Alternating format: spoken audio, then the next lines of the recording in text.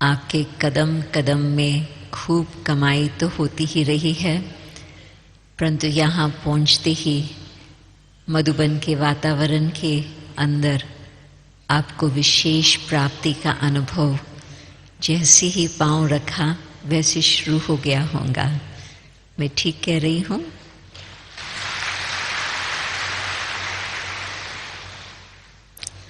क्योंकि जैसे कोई मंदिर में जाते हैं तो उस स्थान पर हम देखते हैं कि कितना वातावरण से लोगों को मदद मिलती है। कोई ना उम्मीद जाता बस मंदिर तक पहुंचा और उस वातावरण में उसका उमंग उल्लास फिर से लौट के आया। यदि कोई कमज़ोरी महसूस होती तो मंदिर में जाने से उनको वो बल उस समय के लिए तो कुछ क्षण के लिए अनुभव होता। और जब हम मधुबन आते हैं, चाहे पांडव भवन जहाँ ब्रह्मा बाबा ने कितनी तपस्या की, खुद दादियों ने तपस्या की, बाबा की कर्म भूमि, चाहे ज्ञान सरोवर जहाँ पर हजारों ने नए जीवन का अनुभव किया, चाहे शांतिवन। मैं आज थोड़ा हिसाब लगा रही थी कि शांतिवन की इतनी शक्ति का अनुभव क्यों होता, क्योंकि आप सोचो, मैं समझती शायद 97-98 में यहाँ लगातार कार्यक्रम चलते ही रहे हैं। उससे पहले भी कुछ शुरू हो चुके थे, परंतु जब यहाँ लगातार कार्यक्रम चलते रहे, अव्यक्त बाप दादा के साथ 25,000 लोग, वर्ष में 12 बारी 25,000 को आप गिनती करो, और भी तो बीच बीच में भी आते थे। परंतु इतने वर्षों से अब तक इतना संगठन योग लगा रहा है, तो इस धरनी को भी कितनी शुद्ध शक्तिशाली आप सबके वाइब्रेशंस ने बना के रखा है। और उसका हम फल भी खुद भी अनुभव कर रहे हैं। यहाँ आते ही और संसार की बातें भूल जाते और बाबा की सेवा और बाबा का ज्ञान और बाबा का परिवार, वही हमें अनुभव होने लगता। तो यहाँ पर अव्यक्त स्थिति का अनुभव करना और अशरीरी स्थिति का अनुभव करना बहुत बहुत बाबा ने सहज बना के रखा है। ये जैसे कि रनवे होता है ना एरोप्लेन के लिए, तो रनवे की जगह है जहाँ से प्लेन ऊपर सहज उड़ के ऊपर ऊंच चोटी तक पहुँच सके। तो अभ्यास हम शुरू करते हैं आत्म स्मृति से। जब आत्मा को एकांत खींचता है, हम एकांत प्रिय बनते हैं। और संसार में सभी ऐसे नहीं है, कुछ गिनती के ही होंगे जिन्हों को एकांत खींचता हो। परंतु बाबा के बच्चे अवश्य वो आत्माएं हैं जो एकांत प्रिय है। तो आप ऐसे स्थान पर आए हो जहाँ बेशक संगठन बड़ा है, परंतु अंदर ही अंदर एक के अंत में जाने का वो आपके पास लक्ष्य है। और उस एकांत में जाने से खुद की भी पहचान बढ़ती जाती, और जितनी जितनी आत्म स्मृति, आत्म स्थिति, उतना फिर बाबा के साथ भी हमारा घनिष्ठ संबंध होता जाता। जैसे रेडियो रिसीवर होता है, उसको ट्यून करना होता है राइट फ्रीक्वेंसी पर, इसी तरह से जितना जितना हम दिन भर आत्म स्मृति का अभ्यास करते हैं, फर्स्ट लेसन है, परंतु फर्स्ट लेसन का प्रैक्टिस बहुत आदि से अंत तक चलना होता। क्योंकि बीच में यदि थोड़ा सा ध्यान इधर उधर चला गया, देह भान में आ गए, तो फिर उसमें हमारी वो स्थिति नहीं होती जो हम बाबा की समीपता का अनुभव करें। कई बार यदि कोई कहता है कि मुझे वो अनुभव नहीं हो रहा है जो मैं चाहती हूँ, तो मुझे लगता है कि ये जो फर्स्ट स्टेप है आत्म स्मृति का, उस पर शायद इतना ध्यान नहीं।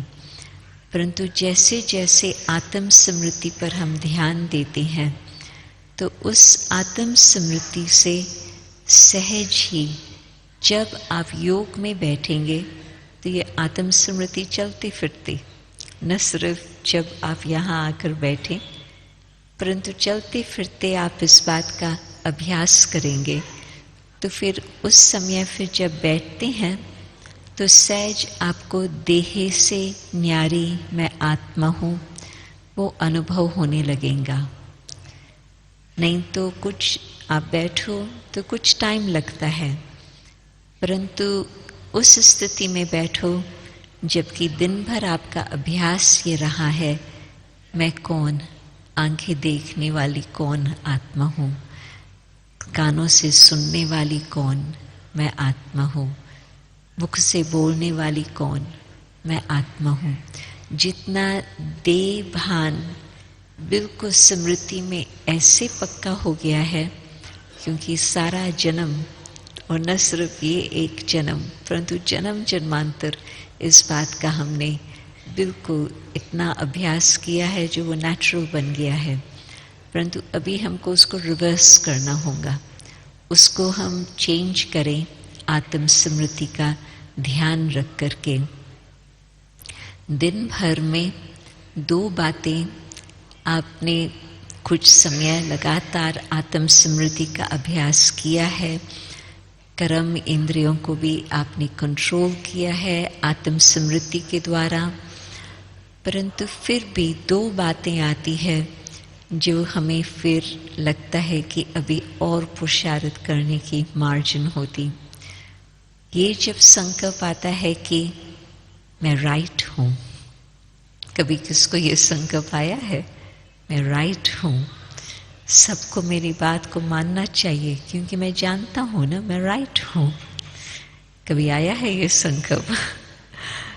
आप कहो न कहो, आप थोड़ा मेमोरी को, यादाश्त को वाइंड करो तो आपको याद आएगा कि कभी बच्चों के साथ आपने ये कहा होगा, कभी हम जिन्स के साथ कहा होगा, कभी घर पे, कभी काम पर, कभी फ्रेंड्स के साथ। मैं तो जानता हूँ ना, मुझे तो बहुत अनुभव है इस बात का, परंतु वो जो शब्द है मैं राइट हूँ, वो है इस देह भान की निशानी। तो हमें उस समय सावधान होना चाहिए कि ये मैं क्या बोल रहा हूँ, क्या बोल रही हूँ। और सेकंड, जब हम ये कहते हैं कि मैं ये पसंद करता हूँ, उसका मतलब मैं ये पसंद करता हूँ, दैट मीन्स ये मैं ना पसंद करता हूँ। ठीक है ना? यदि पसंदी है तो फिर चाहिए और फिर ये, परंतु जब हम आत्म स्मृति में हैं तो न्यारी स्थिति, अच्छी चीज़ है ठीक है, और कोई चीज़ है इतनी सुंदर नहीं है, इतनी टेस्टी नहीं है, कोई हर्जा नहीं है, इट्स ओके। तो ये जो पसंदी की बात आती है, मुझे ये पसंद है, मुझे ये ना पसंद है, तो आज कोई खाने की चीज़ के लिए या पहनने की चीज़ के लिए हम ये शब्द कहते, परंतु आगे चल करके हम मनुष्यों के लिए भी कहेंगे ये पसंद है, ये ना पसंद है, तो उसमें तो आप सोचो कितना नुकसान हो सकता। तो ये 2 पॉइंट्स आती है जो बिल्कुल आप अपने को कैच करना, ये सावधानी आती है कि हम अपने पर ध्यान रखें कि ये इन 2 बातों से हम फ्री रहें। तो फिर बाबा के साथ संबंध, और बाबा सहज ही हमें इस शरीर के भान से दूर हमें अशरीरी स्थिति का अनुभव कराएंगे। बाबा ने हर प्रकार की बात बिल्कुल बहुत ही स्पष्ट समझा ली है, परंतु हमें वो स्टेप्स फॉलो करना होता है। और फिर उसमें भी न सिर्फ जब हम योग में बैठते हैं, परंतु योग का संबंध ही है हमारे दिन भर के दिनचर्या के साथ। और विशेष आप देखेंगे कि दिन भर की दिनचर्या जो रही है उसका फिर कनेक्शन होता है अमृत वेले के साथ। हमने दिन भर अच्छी तरह से ध्यान रखा होगा अपनी दृष्टि, अपनी वृत्ति, अपनी कृति पर, तो फिर हमें वो मदद मिलेंगी जो अमृत वेले हम बाबा को याद करें और बाबा हमें देह से न्यारेपन का अनुभव कराकर हमें अशरीरी स्थिति क्या होती उसका अनुभव करा सके। तो बाबा कहते हैं कि आपकी योगी जीवन है। योग 1 घंटे का 2 घंटे का नहीं है, परंतु जीवन ही योगी जीवन है। तो जितना हमने श्रीमत पर ध्यान रखा होगा दिन भर, उतना ही फिर हमें योग के समय बाबा विशेष अनुभव कराएंगे। और उसमें आप सोचो कि किस बात पर हमारा मनन चिंतन चलता। क्या दिन भर हमारा मनन चिंतन ज्ञान की बातों पर चलता? अभी यदि आपसे पूछे कि सवेरे बाबा ने क्या बताया, तो आप थोड़ा सोच में पड़ जाएंगे। क्या बताया? बहुत अच्छी मुरली थी, बहुत पसंद आई, परंतु क्या बताया? और फिर स्लोगन क्या था और वरदान क्या था? तो देखो वो बात याद आते फिर वो खिसक जाती, भूल जाते। क्यों? क्योंकि इतना ध्यान नहीं रहता कि इस बुद्धि की तिजोरी में हम कौन से रत्न रख रहे हैं, या रत्नों को नहीं रखा है, खाली जगह है, तो उसमें और कौन सी बातें चलेंगी, वो तो फिर आप जानते हैं। ऐसी बातें चलेंगी जो हम ये नहीं कह सकेंगे कि हाँ हमारी शुभ भावना, हमारी शुभ कामना दिन भर रहती नहीं, और अनेक फालतू बातें हमारी बुद्धि को भटकाती रहती। और यदि दिन भर हमने ज्ञान का मनन चिंतन किया, आत्म स्मृति में रहे, तो देह से न्यारी स्थिति, अशरीरी स्थिति सहज हो जाती और हमें बाबा परम धाम का सैर कराते हैं और आत्मा को अपना घर का बहुत ही सुंदर अनुभव होता। और जब हम घर का अनुभव करते हैं, उस समय आत्मा अपनी आदि अनादि स्वरूप, बिंदु स्वरूप, जिसमें देह का तो कुछ संबंध ही नहीं है, यहाँ प्रकृति में आते हैं तो देह का संबंध, ऊपर बिल्कुल किसी के साथ का भी संबंध नहीं, प्रकृति का ही, तत्वों का भी संबंध नहीं, वो वहाँ है ही नहीं। बस आत्मा अपने निज स्वरूप में शिव बाबा के साथ उस बेहद के प्रकाश की दुनिया में वहाँ स्थित है। तो उस अशरीरी स्थिति का अनुभव जितना हम करेंगे, हो सकता है कि पहले कुछ क्षण के लिए ही वो अनुभव हो, परंतु जितना हम ध्यान देकर उसको बढ़ाने चाहेंगे, हम उसको बढ़ा सकते हैं। तो जितना जितना हम अशरीरी स्थिति का अभ्यास करेंगे, उतना ही हमें बिल्कुल वो आत्मा की पवित्रता की स्थिति, शांति की स्थिति और बिल्कुल एकाग्रता की स्थिति का अनुभव होगा, जो बहुत बहुत आवश्यक है। अब भी हम उस अनुभव को जितना कर सके, हम अभी वो अनुभव करते चलें। जिस समय अंत घड़ी आएंगे, तो उस समय हमारा बुद्धि बिल्कुल अभ्यास किया हुआ है, तो आप सीधा ही पहुंच जाएंगे। मानो कि जैसे कोई नया होता, आपने बेशक उसको अपने घर का एड्रेस दिया हुआ है, परंतु रास्ते में से ही आपको 3 बारी वो फ़ोन करेगा, मैं यहाँ पहुँचा हूँ, अभी कहाँ जाऊँ, अभी कहाँ जाऊँ, अभी कहाँ जाऊँ, और आप उसको गाइड करते रहेंगे फ़ोन पर। अच्छा, अभी आपको ये नज़र आ रहा है, अभी आपको ये दिखाई दे रहा है, अभी और आगे, यहाँ मोड़ो, यहाँ मोड़ो। परंतु जिसको घर का रास्ता मालूम होता, उसको कितना टाइम लगता है घर पहुंचने में? बहुत फास्ट, सीधा सीधा, न पूछने की ज़रूरत है, न रुकने की ज़रूरत है, न ठहरने की ज़रूरत है, सीधा ही अपने घर जल्दी जल्दी पहुंच जाता। तो आप सोचो कि आपको परम धाम पहुंचने में कितना टाइम लगता। और यदि बहुत टाइम लग रहा है, इसका कारण ये कि हमने कम अभ्यास किया है अपने घर जाने का। और जितना जितना हम इस बात को बिल्कुल अंडरलाइन करेंगे कि जब मुझे चांस मिले, बस देह यहाँ, आत्मा की कॉन्शियसनेस, चैतन्य शक्ति का अनुभव, उड़ के हम बाबा के पास बिल्कुल अपने घर में पहुँचे।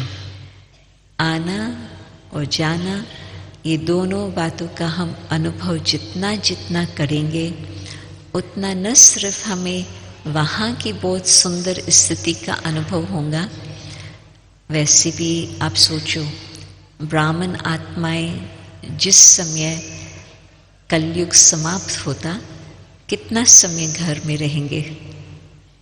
बहुत ही कम, बस हाथ लगा करके जल्दी अपने सुखधाम में आ जाएंगे। कौन चाहता है कि जल्दी हम परमधाम से अपने सुखधाम में आ जाएं? समझा प्रश्न ना? तो आप ऐसे अपना पुरुषार्थ रखें जो बस एक संकल्प से घर पहुंच जाओ, और फिर हाँ, उस समय जल्दी ही हम स्वर्ग की दुनिया में पहुंच जाएं। ज़्यादा समय बाबा हमें वहाँ नहीं रखेंगे, परंतु इस कारण से अभी ही जितना हम अपने घर का अनुभव करेंगे, उतना वो मीठा घर, बाबा कहते हैं स्वीट होम, परम धाम, तो उस स्वीट होम का जितना हमें अभी ही अनुभव होगा, फिर बाद में बहुत सहज वो हम अनुभव कर पाएंगे। और अभी संगम युग में घर जाओ, और फिर वहाँ से आप एक बात ज़रूर करो, ऊपर रहते भी उस अशरीरी स्थिति में, अपने बीज रूप स्थिति में रहते, आप नीचे सृष्टि को झांक के देखो, तो आपकी जो दृष्टि होंगी इस सृष्टि के प्रति, वो आपको लगेगा कि ये हमारा बिल्कुल घर वहाँ है, परंतु यहाँ हम पाठ बजाने के लिए खेल में जा रहे हैं, ये स्टेज है। और ये जो आपका अनुभव होगा, जबकि कोई भी सिचुएशन आपके सामने आएंगी, आपको ये याद रहेगा, मेरा घर तो वहाँ, ये स्टेज, ये मेरा पार्ट, और साथ साथ ये अन्य आत्माओं का किस प्रकार से पाठ चल रहा है, आप साक्षी होकर के उन्हों के पाठ को भी देख सकेंगे। घर का अनुभव नहीं है तो हम समझते हैं कि यहाँ ही मेरा घर है, तो हम सब चीज़ों को पकड़ के रखते हैं अपने साथ। तो ये चीज़ें तो मेरे साथ नहीं चलने वाली है, ये शरीर भी मेरे साथ नहीं चलने वाला है। मैं आत्मा अकेली, किसी और का भी साथ नहीं होगा, बस एक शिव बाबा, दूसरा न कोई। एक शिव बाबा के साथ मुझे अभी से ही इतना गहरा संबंध बना के रखना है, जो बस बाबा मुझे खींच के ऊपर लेके जाए। परंतु वो संगम युग में भी, अभी जितना भी समय संगम युग का है, हम बिल्कुल स्टेज है, पार्ट है, और हम किसी बात में फंस नहीं जाएंगे। जो कार्य मुझे करना है, जो जिम्मेवारी है मुझे निभानी है, परंतु हम फंसेंगे नहीं। तो यदि इस प्रकार का मनन, चिंतन और अनुभव हम करते रहें तो आप सोचो कि अशरीरी बनकर बस घर का अनुभव करें। परंतु दूसरा भी अशरीरीपन का अनुभव यहाँ होते भी हो सकता, और वो है कि शरीर यहाँ है और मैं आत्मा जैसे कि बुद्धि योग बल से यहाँ से मैं देख रही हूँ शरीर को, और बाबा की याद में बाबा मेरे शरीर को भी, आत्मा को भी और शरीर को भी सकाश देते रहते। दादियों का मुझे मालूम है, जब जब उनके सामने प्रकृति की, शरीर की बातें आती थी तो कभी भी वो उसमें नाराज नहीं होते थे, दुखी नहीं होते थे। हिसाब किताब चुकतू हो रहा है वो अलग बात, परंतु उसमें उनके मन में कुछ अशांति हो, कुछ लगे कि मेरी कुछ भोगना है, ऐसे कभी नहीं होता था। क्यों? क्योंकि उनको ये अभ्यास था, शरीर यहाँ, मैं आत्मा बाबा के साथ, बिल्कुल बाबा की लाइट और माइट मुझ आत्मा को मिल रही है और वो लाइट और माइट शरीर को भी मिल रही है। जब बाबा हमें ये कहते हैं कि आज जैसे बाबा ने कहा आपके पास 2 बल है, एक तो है पवित्रता का बल और दूसरा फिर है योग बल। तो जिस आत्मा को योग बल भी है, पवित्रता का भी बल है, बाबा की मदद भी है, तो वो अपने शरीर को भी बिल्कुल उस, जबकि कोई भी दर्द है, कुछ शरीर का कष्ट है, परंतु वो जो बाबा का सकाश हम शरीर को भी देते हैं, उसको भी जो मदद मिलती, फिर बाबा का कारोबार नहीं रुकता, जल्दी ही वो ठीक होकर के फिर सेवा भी होती। परंतु उस समय भी आप लोग कई हैं जो पुराने भी बैठे हैं, तो उन्होंने तो दादियों को देखा कि शरीर को कष्ट है, परंतु चेहरे में बाबा की याद, बाबा की स्मृति, और हम लोगों को भी बहुत अच्छी अच्छी बातें सुनाकर उड़ाते रहते थे। उनको शरीर का कष्ट कभी आत्मा को दुख नहीं देता था। हिसाब किताब चुकतू हो रहा है, क्यों? अशरीरीपन का अभ्यास। तो मैं कहेंगी कि सीधा हम कहें हम अव्यक्त स्थिति का अनुभव करें, वो मेरे लिए इतना सहज नहीं है। मेरा अनुभव कहता है कि यहाँ से डिटैच होकर परम धाम की यात्रा करके फिर वहाँ से जब हमें आना है, सीधा यहाँ सृष्टि मंच पर नहीं आओ, ऊपर से देखो कि सृष्टि का चक्कर कैसे घूम रहा है, परंतु वो स्टेज, परंतु अभी मुझे अपने घर से अव्यक्त वतन में आना है। वहाँ पर मेरी मुलाकात होती है अव्यक्त ब्रह्मा बाबा के साथ, और अव्यक्त ब्रह्मा बाबा के साथ साथ शिव बाबा भी है। बाप दादा इकट्ठा ही कार्य कर रहे हैं आज तक, ऐसे नहीं कि अभी एक कर रहा है। बाबा का इतना सुंदर कार्य कैसे चल रहा है। अव्यक्त बाप दादा आज तक भी अपना कार्य कर रहे हैं, तभी तो इतनी सब संख्या में भागते भागते बाबा के घर आकर पहुंचते हैं।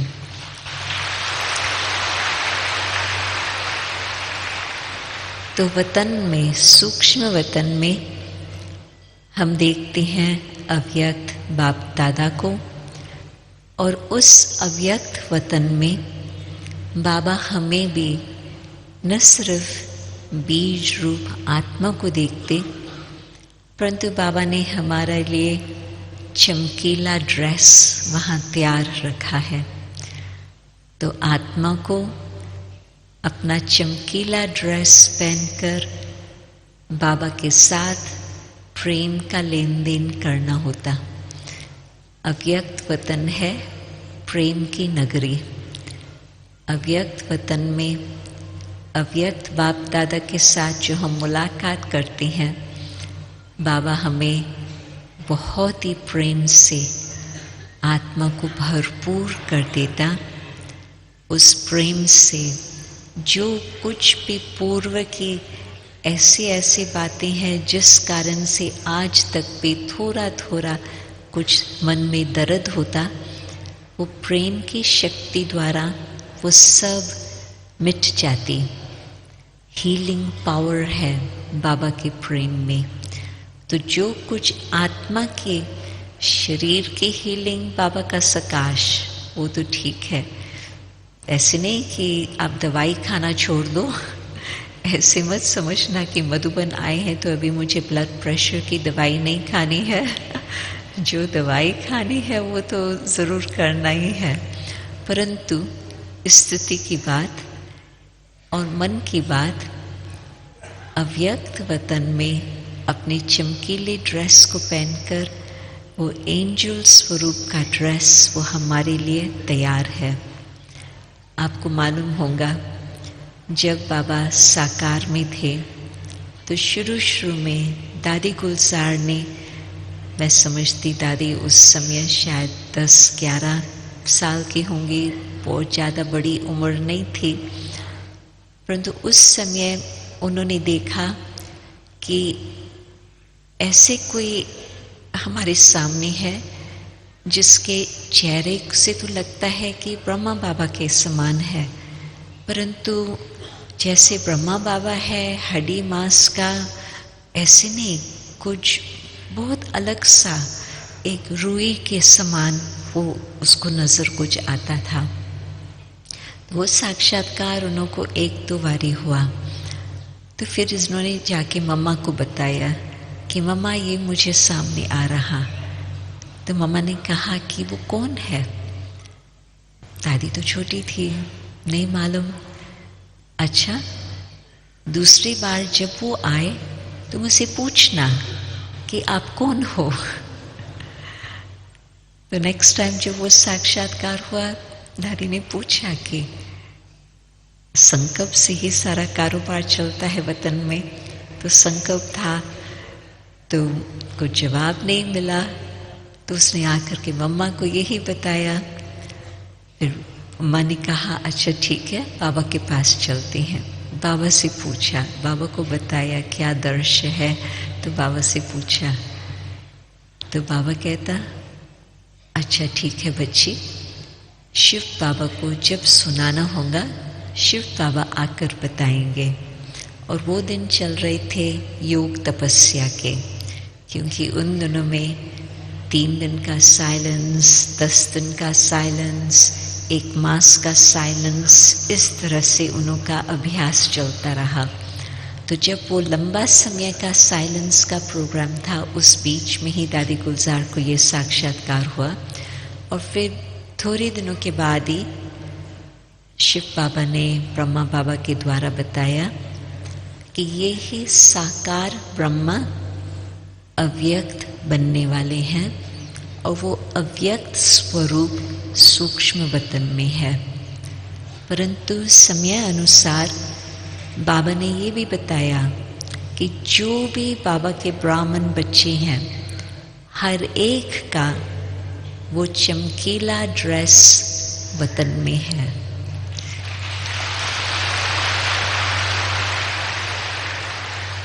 वो ड्रेस आपका आह्वान कर रहा है।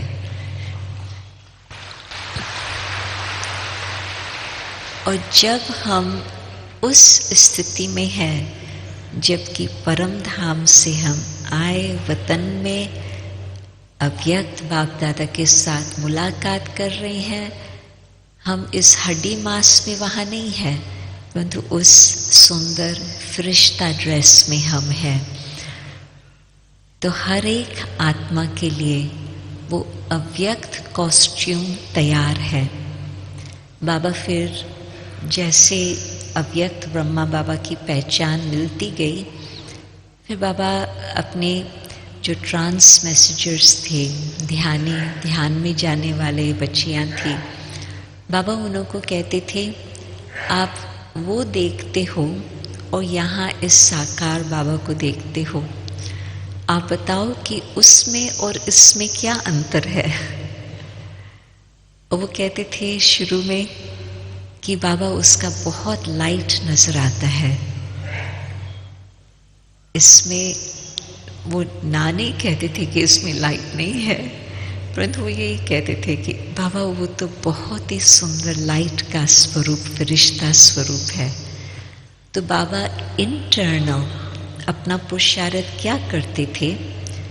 बाबा का ये पुरुषार्थ साधारण नहीं था कि मुझे क्रोध नहीं करना है, मुझे व्यर्थ संकल्प नहीं करने है। ये बाबा ने तो इसको बिल्कुल एक धक से सब त्याग कर लिया, बाबा का बन गया। तो बाबा की तो तुरंत ही दिव्य बुद्धि, बेहद की बुद्धि, मैं सब आत्माओं का बाप हूँ, वो भावना आ गई। तो ये साधारण पुरुषार्थ की बातें बाबा के लिए नहीं थी। बाबा का ये पुरुषार्थ होता था कि जो जन्म जन्मांतर का कुछ भी है वो समाप्त हो जाए और साकार और अव्यक्त में कुछ फर्क नजर न आए। क्यों? क्योंकि यही साकार को अव्यक्त बनना है। तो जो लास्ट वर्ष में मेरा भाग्य था, जो बचपन से बाबा के साथ कई बारी मुलाकात रही, परंतु 1968 में जून मास, अक्टूबर मास और दिसंबर मास में बाबा के साथ मुलाकात होती रही। तो उसमें मैं तो देखती ही थी कि ये मानव नहीं, परंतु ये तो फरिश्ता है।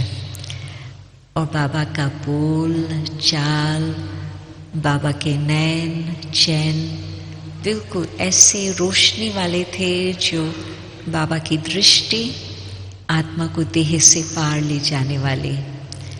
बाबा के बोल आत्मा को बहुत ऊंचा नशा चढ़ाने वाले। बाबा के एक एक कार्य में लगता था कि बाबा की कितनी बड़ी दिल, कितनी बेहद की दिल, कितनी बेहद की बुद्धि है।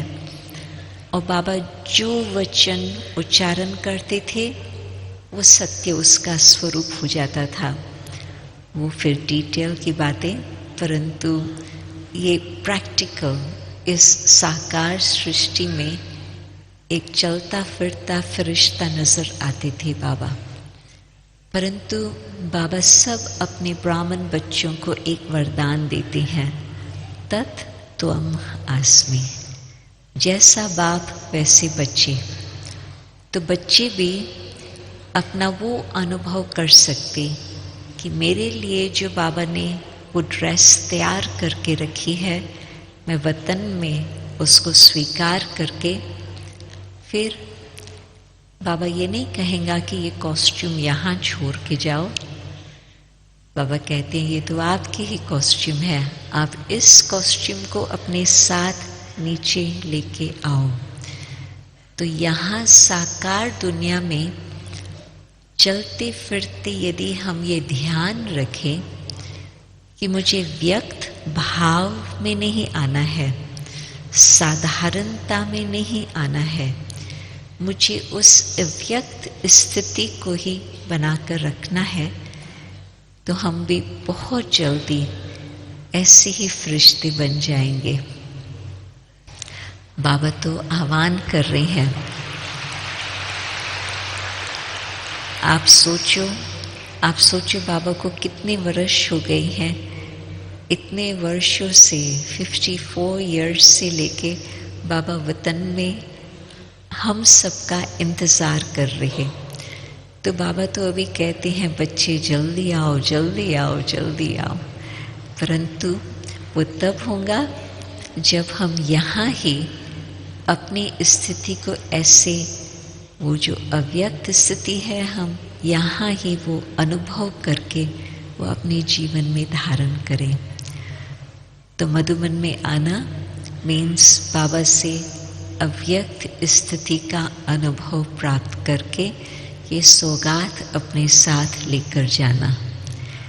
ऐसे आप लेके जाना जो घर वाले जो आपके साथ यहाँ नहीं आए हैं, कोई तो शायद आए भी हैं, परंतु जो नहीं आए हैं वो आपको कहे आपको क्या हो गया, लगता है कि आपके चेहरे में कुछ अनोखी चमक आ गई।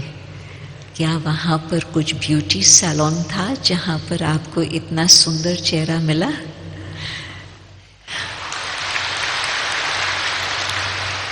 आपने वहाँ क्या किया जो आपका इतना सुंदर सब रूप रेखा बदली हो गई, इतना सुंदर आप बन करके आ गए? तो उन्हों को भी पता चलेगा कि शिव बाबा कर्तव्य क्या करते। शिव बाबा हर आत्मा को बिल्कुल शाम से सुंदर अभी ही बना रहे हैं अपने अव्यक्त रूप के द्वारा, अव्यक्त स्थिति धारण करके। तो अव्यक्त स्थिति में यहाँ पर भी हमें क्या पुरुषार्थ करना होगा? आप सोचो कि व्यक्त संसार है, फिर वो निराकारी और बीच में अव्यक्त वतन। हम कितना समय यहाँ रहते व्यक्त में और कितना समय हम अपनी बुद्धि योग से अव्यक्त का अनुभव करते, वो है हमारे पुरुषार्थ के ऊपर। यहाँ कुछ भी चल रहा हो परंतु मेरी स्थिति ऊपर की हो, उसमें कोई साधारण संकल्प नहीं, व्यर्थ संकल्प, नेगेटिव संकल्प तो बहुत नीचे की बात है, परंतु साधारणता में भी न आए। तो चलते फिरते हम एक एक को किस दृष्टि से देखें? उस अव्यक्त दृष्टि से देखें, उनको आत्मा के स्वरूप में देखें। हम जिस समय बोल रहे हैं, किस स्थिति से हम बोल रहे हैं? अव्यक्त स्थिति में कम बोलना, मीठा बोलना और धीरे बोलना होता। बाबा ने ये हमें स्लोगन कब का दिया हुआ है? तो अब हमें मधुबन में चांस है, जो घर पे हमें चांस नहीं मिलता, यहाँ मधुबन में हमें चांस मिलता है इन सब बातों का प्रैक्टिस करने का। तो आप ये प्रैक्टिस करना, तो आप देखना कि बाबा जब वतन से मिलने आएंगे, और ऐसे नहीं कि बाबा तो हमने वीडियो पर देख लिया, नहीं, मधुबन की विशेषता ये है कि आपको ज़रूर वो फीलिंग आएंगी कि अव्यक्त बाबा हमसे मिल रहे हैं, परंतु आपको तब वो फीलिंग आएंगी जबकि आपने अपनी अव्यक्त स्थिति को अभ्यास किया होगा। जैसे बाबा का सदा ध्यान रहता था कि यहाँ होते मैं अपनी स्थिति को ऊंचा बना के रखूं, ताकि जो कुछ यहाँ की बातें हैं वो बिल्कुल छूट जाए, हिसाब किताब यहाँ से फिनिश हो जाए। व्यक्त भाव, व्यक्त स्थिति आपका कर्म बंधन बनाते और बढ़ाते जाएंगे। अव्यक्त स्थिति आपको कर्म बंधन से मुक्त करती जाएंगी। तो आप सोचो हमें क्या चाहिए? बंधन मुक्त बने या और अपने बंधन में युक्त होकर के हम और अपने बंधन को बढ़ाते जाएं? तो हमें अपनी अव्यक्त स्थिति अब भी ही बनानी होगी। उसमें आप सोचो कि एंजल्स का, फरिश्तों का क्या यादगार होता।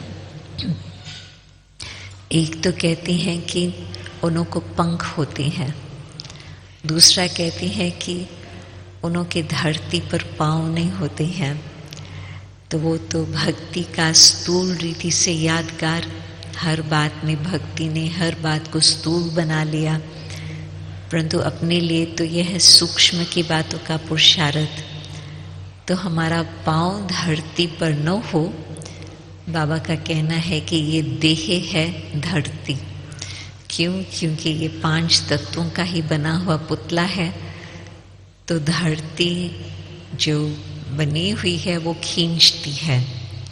रिसेंटली बाबा की मुरली में ये बहुत इंटरेस्टिंग बात थी कि आत्म स्मृति कितनी सहज बात है, परंतु क्यों हमें कठिन लगता? क्योंकि कलयुग के अंत के समय प्रकृति तमोगुणी होने कारण अपने तरफ खींचती है। तो ये भी प्रकृति अपने तरफ, परंतु ये प्रकृति भी इसको खींचती है, ग्रेविटी। परंतु आत्मा को इससे भी अपनी स्थिति को ऊंचा बना के रखना है। क्यों? क्योंकि जो आज के संस्कार वो हमारे भविष्य के संस्कार। आज यदि हम देही अभिमानी स्थिति का देह में रहते, और वो भी तमोगुणी देह में रहते, हम देह से न्यारे होकर के रहें, अव्यक्त स्थिति धारण करें, तो स्वर्ग में सत्युग के लिए तो बाबा ने बताया ही है कि वहाँ है ही देही स्थिति। आत्मा का ज्ञान है, परमात्मा को तो हम परम धाम में गुड बाय करके आ गए और यहाँ फिर अपने सुखों में ही हम व्यस्त हो गए, वो भूल ही गए। परंतु जब यहाँ हम आए तो उससे दूर हो गए, परंतु आत्म स्मृति तो रही। क्यों? क्योंकि आज का पुरुषार्थ और वहाँ के प्रारब्ध।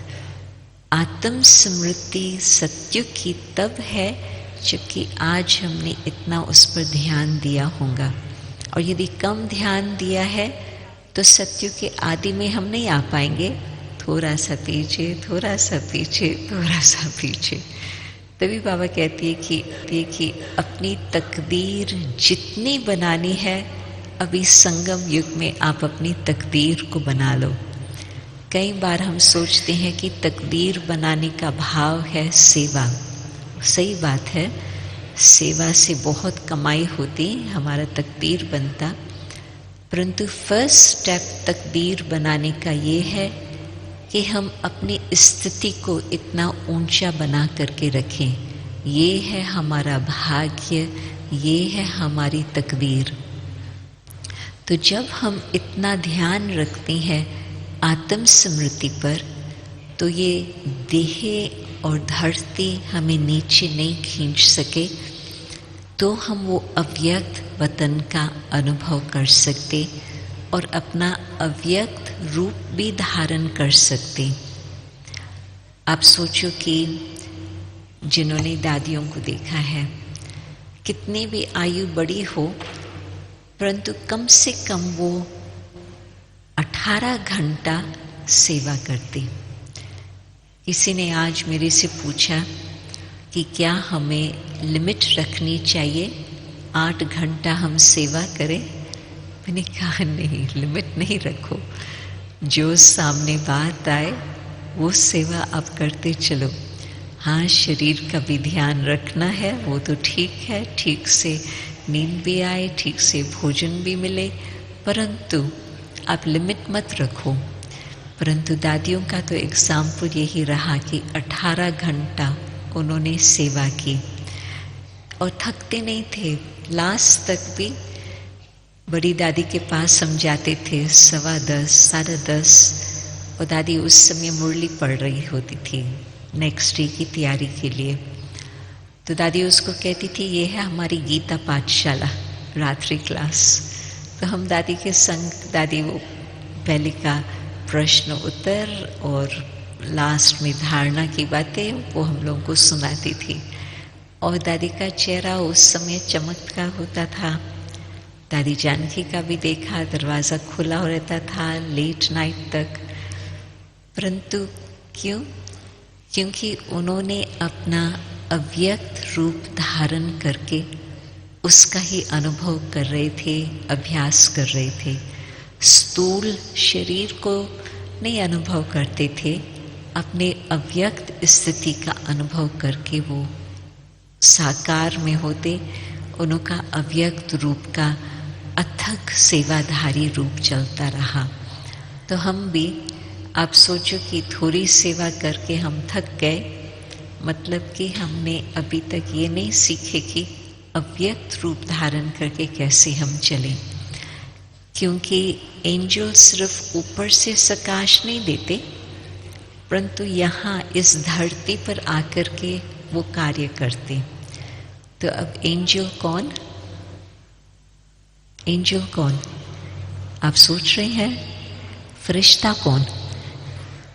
फरिश्ता बस थोड़े से ही आपने शायद हाँ अभी तो समझा है प्रश्न। हम सब बाबा के बच्चे वही एंजल है, वही फरिश्ते हैं जिन्हों का इतना यादगार विश्व भर में चलता रहता है।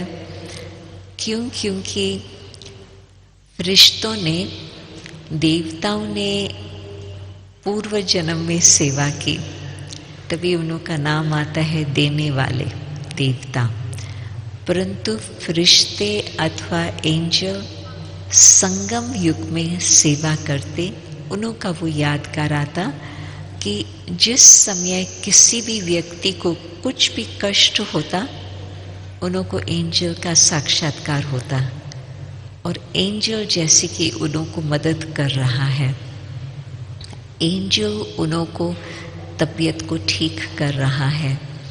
कईयों ने मुझे ये अनुभव सुनाया होगा कि ब्रह्मा बाबा, उनको मालूम नहीं है कि ये ब्रह्मा बाबा है, परंतु जिस समय 14 साल के थे, 21 साल के थे, ये कई विदेशियों ने मुझे अनुभव सुनाया कि हम तो उस समय अपने लौकिक कार्य में ही व्यस्त थे, परिवार में थे, परंतु कुछ बीमारी आई, कुछ इस तरह से एक्सीडेंट हुआ और वो हॉस्पिटल में है।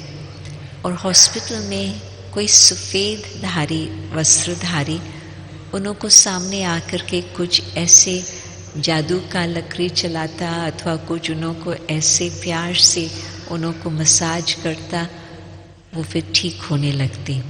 फिर वो ढूंढने लगते वो डॉक्टर कौन था जो मेरे पास आया, तो उनको कोई पहचान वाला ऐसे नहीं मिलता। फिर जब कुछ वर्षों के बाद बाबा के सेंटर पर आते हैं, बाबा का चित्र देखते हैं, कहते हैं कि ये मेरे पास आया था, हमको ठीक करके गया। तो उस समय तो एक ब्रह्मा बाबा की कहानियां हम सुनते थे। अभी सारे विश्व में कितनी दुख शांति फैली हुई है, तो बाबा के मददगार बच्चे कौन? हम सब बच्चे। तो हम सबको अपना अभी ऐसी स्थिति बनानी है जो स्थूल बातों से बुद्धि ऊपर चले गई, कोई भी स्थूल आकर्षण भी न हो, परंतु कोई भी स्थूल बात का फिक्र अथवा चिंता भी न हो। इन सब बातों से ऊपर आप परमधाम का अनुभव करें, अशरीरी स्थिति का, और वहाँ से आप वतन में आकर के फिर अपना फरिश्ता रूप धारण करके फिर यहाँ इस साकार दुनिया में जिसको जो ज़रूरत है, जैसे आप सब बाबा के मैसेंजर्स बनकर उन आत्माओं को वो आप सकाश देते हो, उनको मदद देते हो। अभी आप हमारे साथ में कमेंट्री थोड़ी करेंगे 5 मिनट के लिए। हम परमधाम का सैर और फिर वतन का सैर करके फिर नीचे आएंगे। तो किस रूप में आएंगे? अव्यक्त स्वरूप में।